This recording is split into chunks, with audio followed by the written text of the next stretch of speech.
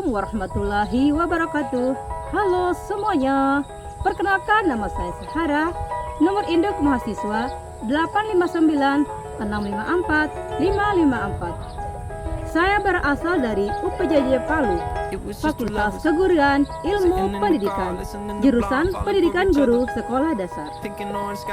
Pada hari ini saya akan melakukan tugas mata kuliah Praktikum IPA di SD dan kode mata kuliah PDGK 4107 pada modul 1 tentang makhluk hidup dengan judul praktikum simbiosis. Selamat menyaksikan. Adapun alat yang digunakan pada kegiatan ini adalah 1. Pulpen atau alat tulis, 2. Tabel pengamatan, 3. Alam sekitar. Apakah simbiosis itu? Simbiosis adalah hubungan antara dua jenis makhluk hidup yang berbeda jenis.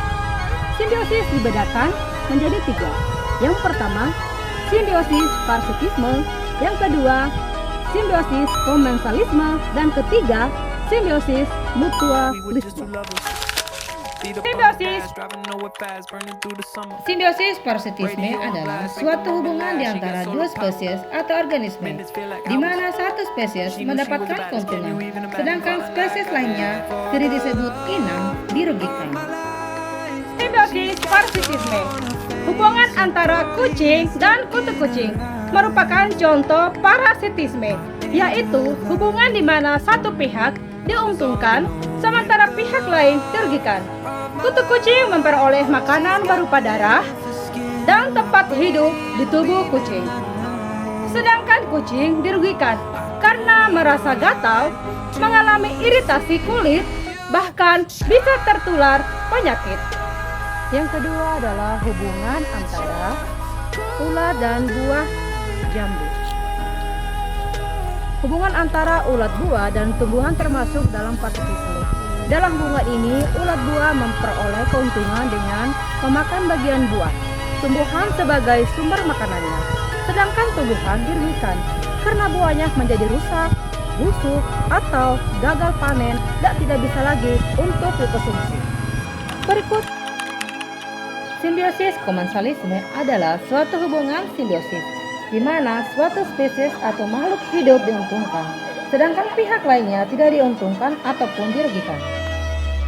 Berikutnya adalah hubungan antara bunga anggrek dan pohon sagu, merupakan contoh komensalisme. Dalam hubungan ini, anggrek menempel pada batang atau dahan pohon sagu untuk mendapatkan tempat hidup yang tinggi, agar mendapatkan cahaya matahari dan udara yang cukup.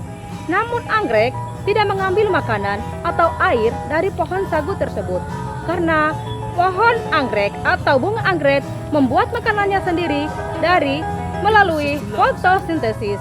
Namun, pohon sagu juga tidak merasa dirugikan dengan adanya perkembangbiakan tanaman anggrek atau bukan anggrek tersebut.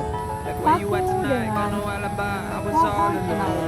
Ini merupakan contoh simbiosis komensalisme.